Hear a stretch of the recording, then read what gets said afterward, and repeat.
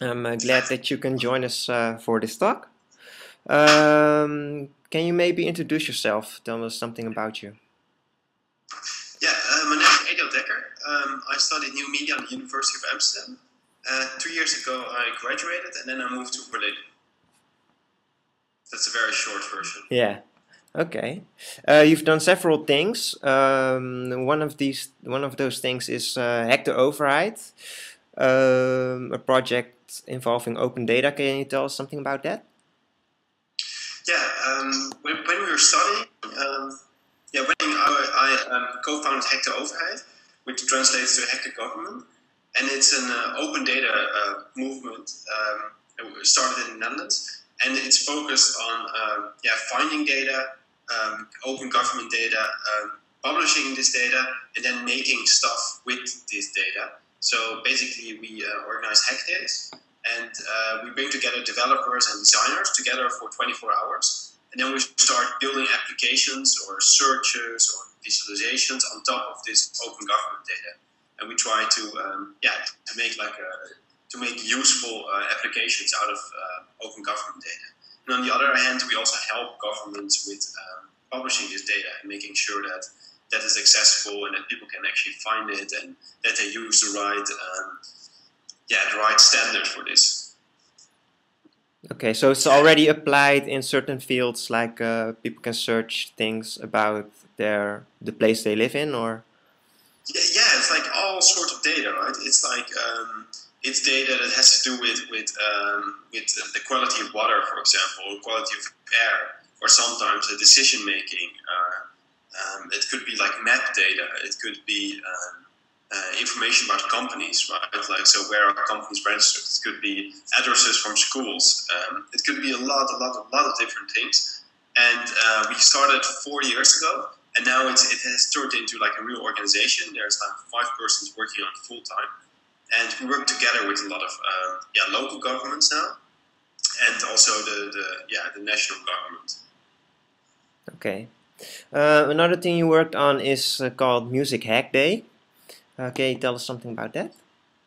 Yeah, Music Hack Day is kind of the equivalent of Hack the Overheid, but then for music. So what we do is we bring together all kinds of music startups, and a lot of these music startups, they have APIs. So it basically means you can access their data and you can build stuff on top of it.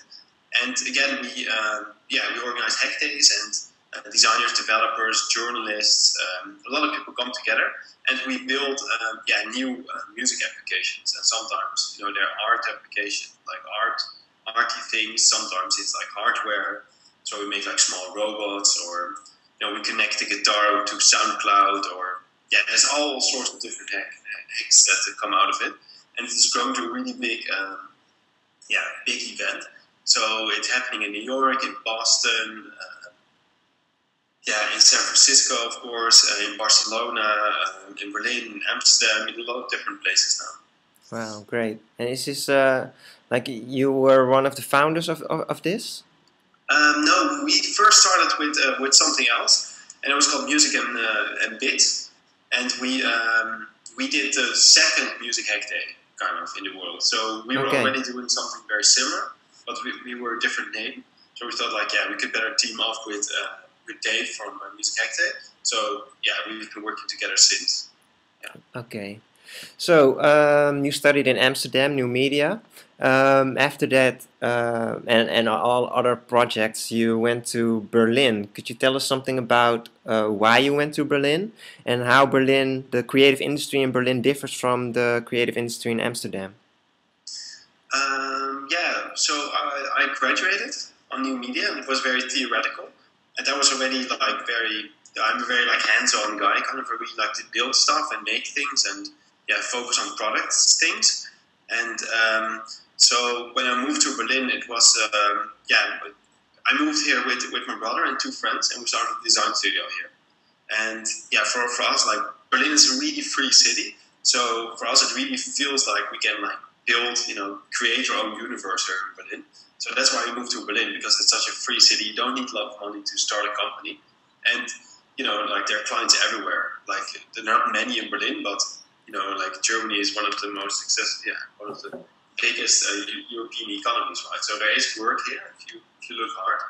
And yeah, Berlin is an amazing city. Like it has amazing. It attracts a lot of talented people, a lot of designers, a lot of artists, and it's very different in the sense that the money is just not here. So it's very very poor, Okay. and it makes everyone very autonomous. Right? So because no one is going after the money because there is no money, so it makes everyone very independent.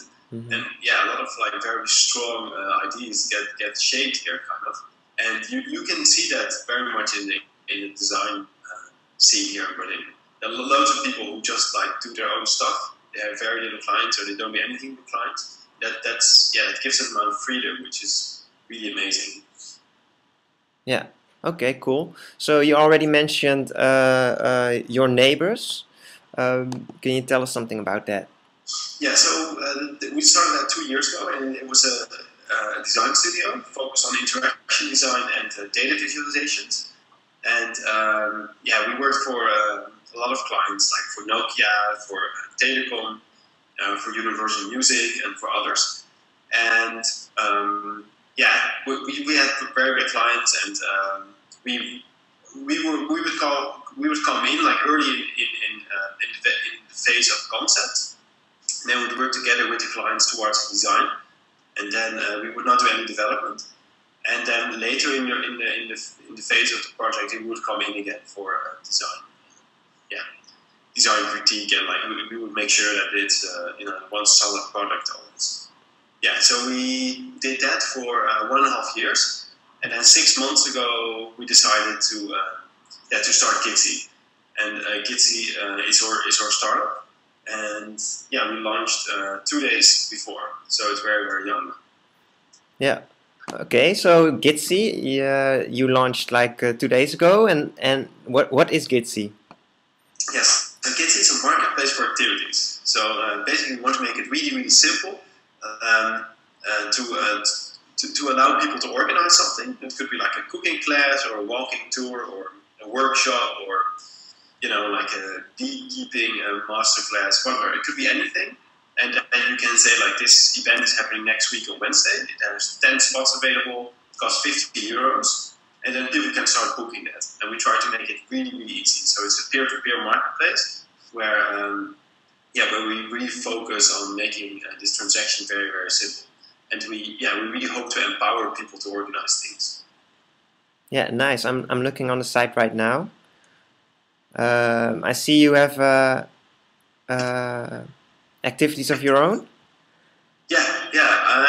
Actually, like I have one activity on my own, which is like the cooking class, and it got sold out yesterday, so that's pretty cool. Okay, cool. Yeah. Another thing that got a lot of attention is your handbook on Gidsy. How did you come to this very handbook?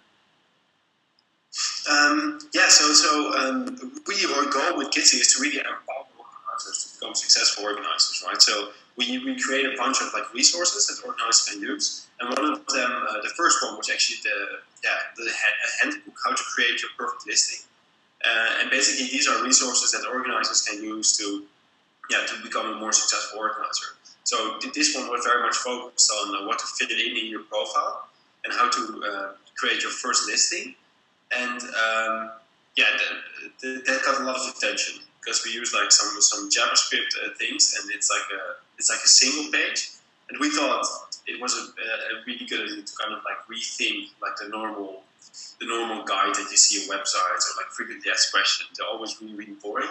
So we thought like we could come up with something more more funny. And now there's almost 2,000 tweets about it. So it grew quite popular in the last month.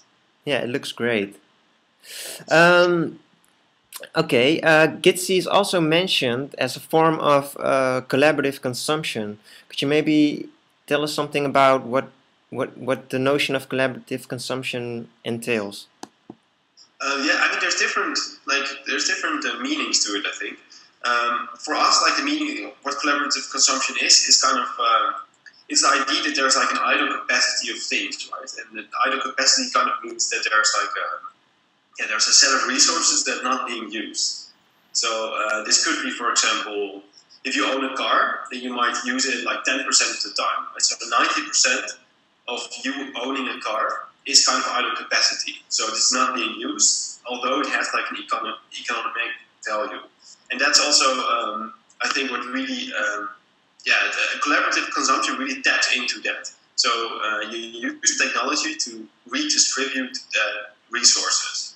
So in our case, for example, it's like local knowledge, right? It's like it's things if you can teach something, which could be knitting to something to something else, which has to do with yourself, or you have some kind of skill that you want to share, then you can use Gidsy. But there's also other collaborative consumption things like Airbnb, right? So if you have like space, if you have like an extra room in your house, you don't use it. It has an economic value, and you can use technology, in this case Airbnb, to redistribute it. It's called collaborative consumption. Okay, yeah, that's pretty clear. So the last thing I wanted to ask you is, because we're students of the New Media Master, if you have any suggestions for interesting authors or researchers or publications that appeared. I will definitely look into Jeremy Rifkin. He's like one of the great examples, and he wrote a book called The Empathic Civilization. And I'm reading this at the moment. It's kind of like it has the size of a Bible. Okay. It's written down a little like a Bible, but it's very, very interesting. And it's about like a new economy and like local economies and local trading, and it's also about network theory of having small nodes and how to make the network stronger, and like a decentralized money flow, and it's very, very interesting. I'm really into it. Okay, and you also mentioned Tom Hodgkinson. Do I say it correctly? Tom Hodgkinson is also really interesting. He's based in London, and he has it's like a bookshop kind of, and it's called the Idler Academy. And what they do there is that he's an author, so owning a bookshop is kind of like a natural thing maybe. But in his bookshop, he also organizes a lot of different events, and it's really exciting to see that because he's a great guy, and everything he does is kind of focused on self-sustainability. So how can you grow your own garden? How can you keep chickens? Very, very practical things, and he writes amazing stuff on it. And you should definitely check out his books. Tom Hodgkinson, it's really amazing. Okay. Well, Edial, very thank you for this interview, and I wish you all the best with Gidsy, and thanks a lot. I'm very curious what comes out of it. Yeah, thank you. Okay, thanks. Ciao.